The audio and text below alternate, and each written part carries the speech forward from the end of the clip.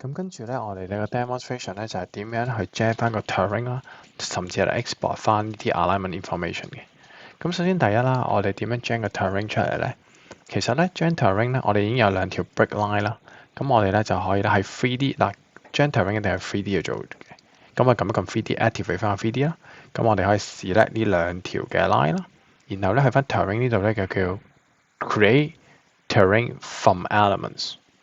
咁喺 from element 時候咧，我就會揀去做 boundary，因為其實你唔會喺出邊去 gen terrain 噶嘛，即係咁，所以我就 boundary。如果你係想會多啲嘅，咁你可以用 break line 嘅。如果你想連呢度入邊都 gen 埋 terrain，但係應該係 boundary。咁跟住我就 set 個 maximum triangle length 啦，我 set 咗譬如係5啦。然後咧我就俾一個 feature definition 佢。咁呢度咧我就用個 design，因為第時可以攞嚟做compute 個volumes 咁樣可以用 propose。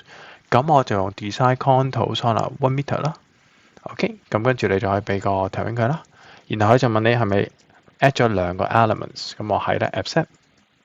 咁啊 accept 晒嗰啲揀 option 啦。咁應該好快咧，佢就 gen 咗一個咧 terrain 有埋啲 contour 出嚟啦。OK，咁呢個就係嗰個 contour 出嚟。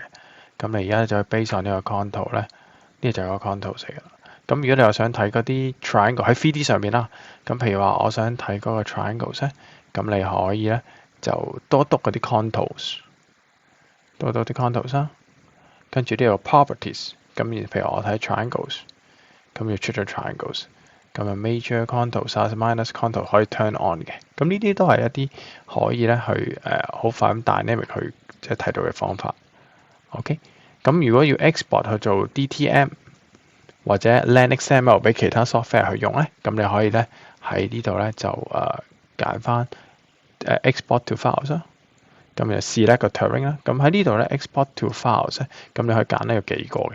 咁可以 invoice 啦、LangXML 啦都得。譬如 invoice 啦，咁就揀翻佢，然後 accept， 跟住咧就 export 一個譬如 export 一個 file， 咁你就 export 一個叫DTM 啦，或者譬如話你俾其他 software 用咧，咁你可以用 LangXML 都可以做到嘅。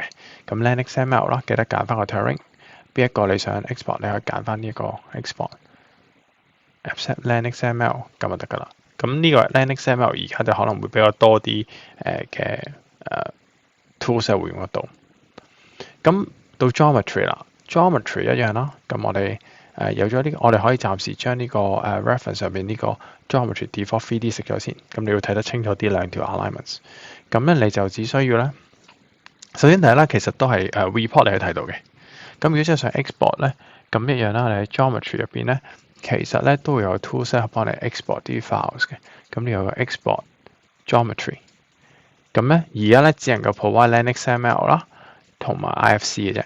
咁譬如 LangXML accept， 咁你就揀咗一條 alignment， 可以揀埋兩條 alignment 一齊 import 都得嘅。